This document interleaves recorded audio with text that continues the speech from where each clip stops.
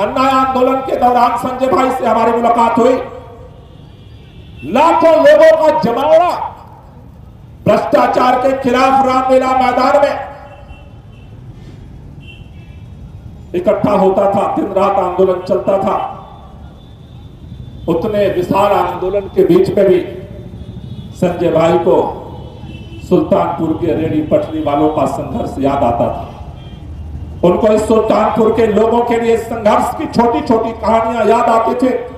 और आज भी मैं आपको जिम्मेदारी से कहना चाहता हूं, संजय सिंह बिहार जेल में है, लेकिन संजय सिंह का दिल आज इस तिकोनिया पार्क में है, सुल्तानपुर की जनता के साथ जुड़ा हुआ। इसलिए मैं एक बात जरूर कहना चाहता हूं, खुदीराम बोस, महात्मा गांधी, चंद्रशेखर आजाद, राजेंद्र लाहिड़ी, खुदीराम बोस के जो सपने थे, उन सपनों का भारत बनना बाकी है। और उस भारत में एक ऐसा भारत बनाने की दिशा में हम सबको प्रयास करना पड़ेगा। जेल तो मेरे ख्याल से किसी के लिए गुनाह का कारागृह होता है, लेकिन क्रांतिकारियों के लिए उसकी सच्चाई और संघर्ष का प्रमाण पत्र होता है।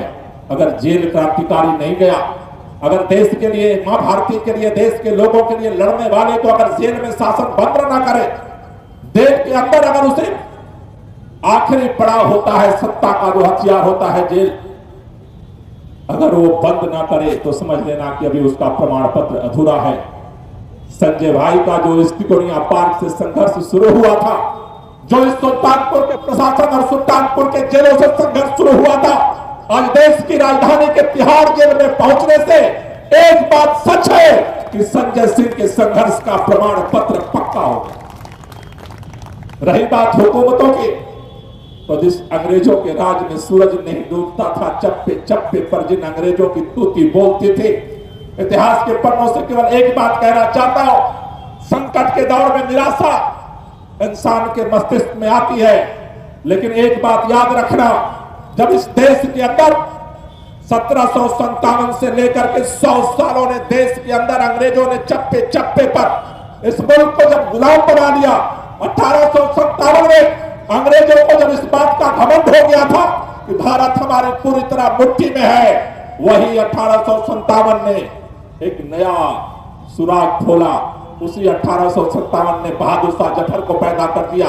उसी आतंक की बेला में झांसी की रानी पैदा हो गई, उसी आतंक की बेला में मंगल पांडे पैदा हो गया, उसी आतंक की बेला में नाना साहब पैदा हो गए, उसी आतंक के बेला में झलकारी बाई पैदा हो गई, उसी आतंक के बेला में इस देश के अंदर 1857 की जंग आजादी का पहला शंखनाद हो गया। इसलिए बहुत सारे लोग आज की तारीख में इस बात से चिंतित है, चारों तरफ अंधेरा गहरा हो रहा है।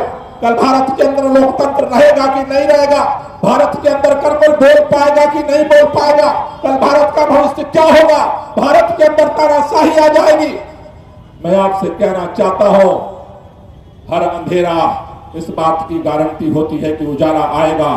रात आई है तो दुनिया का अटल सिद्धांत है, सवेरा होगा, उसकी तैयारी करो।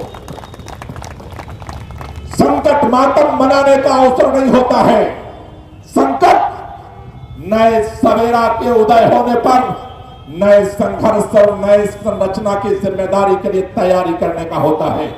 मुल्क के अंदर कन्याकुमारी से लेकर के कश्मीर तक, गुजरात से लेकर के आसाम, मणिपुर तक पूरा मुल्क एक तड़प महसूस कर रहा है, एक बेचैनी महसूस कर रहा है, एक बेबसी महसूस कर रहा है। लेकिन इस बेबसी, बेचैनी और तड़प के बीच में हिम्मत हारने की जरूरत नहीं है। नए सिरे से, नए तेवर से, नए ऊर्जा के साथ नए संघर्ष के लिए तैयार होने की जरूरत है। यह तिकोनिया पार्क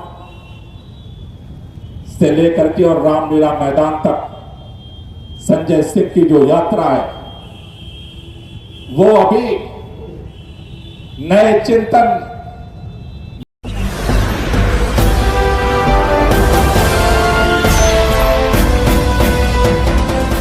आप देख रहे हैं लाइव न्यूज 19 99 राष्ट्र सबसे पहले।